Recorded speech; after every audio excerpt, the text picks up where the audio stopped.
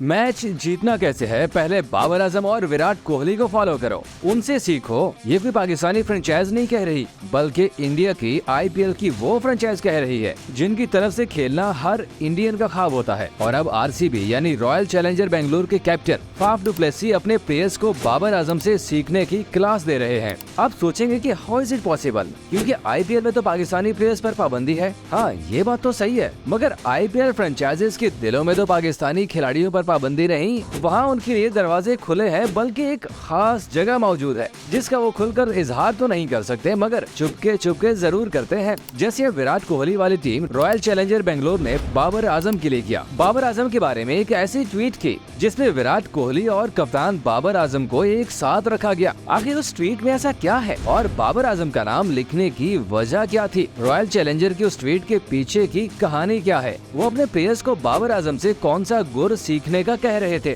RCB के captain Faf du Plessis और विराट कोहली ने पूरी टीम को बाबर आजम के टेक्निक्स पर क्या कहा? अब बाबर आजम के गेम प्लान पर जो अमल करता है वो जीते ना, ये तो हो ही नहीं सकता। इसीलिए बाबर के प्लान पर अमल करते हुए RCB भी विनिंग ट्रैक पर आ गई। इसके अलावा बाबर आजम को कप्तानी से हटाने वाले अब क्या कह रहे हैं, उनके बारे में भी बताएंगे। मगर सबसे इंटरेस्टिंग जो चीज है वो है बाबर का जवाब, जो उन्होंने अपने स्ट्राइक रेट पर तनकीद करने वालों को दिया। पहली बार टीवी पे आकर बाबर ने उन्हें ऐसा जवाब दिया जो वो जिंदगी भर याद रखेंगे। ये जवाब क्या था आपको बताएंगे इस वीडियो में, मगर उससे पहले अगर आपने अभी तक हमारा चैनल सब्सक्राइब नहीं किया तो पहले सब्सक्राइब कर लें और फेसबुक व्यूअर्स हमारे पेज को फॉलो और लाइक जरूर करें। दोस्तों, बाबर आजम किंग है और ये एक हकीकत है जिसे कोई झुटला नहीं सकता। और अब तो IPL की फ्रेंचाइज रॉयल चैलेंजर बेंगलुरु ने चुपके चुपके बाबर से अपनी मोहब्बत का इजहार कर दिया। RCB की मजबूरी है कि वो बाबर को अपनी टीम में तो नहीं ले सकते, इसलिए अपने प्लेयर्स को बाबर आजम की क्लास पढ़ाने लगे हैं। RCB ने अपने ऑफिशियल ट्विटर अकाउंट से एक ट्वीट की।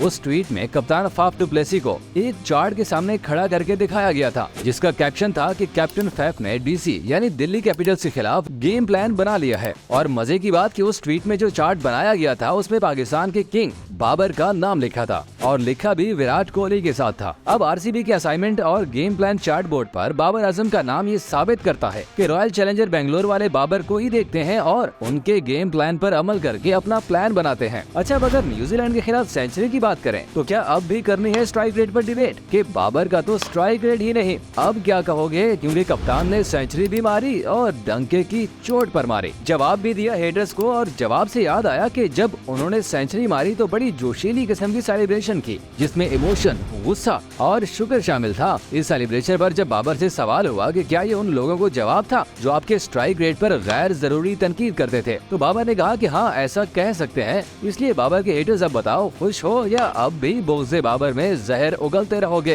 क्योंकि तुम जो मर्जी कर लो, बाबर तो परफॉर्मेंस देता रहेगा और आप लोगों को ऐसे ही जलाता रहेगा। इसलिए दोस्तों, आप बाबर को सपोर्ट करते रहें, बाकी किसी की बातों में ना आए।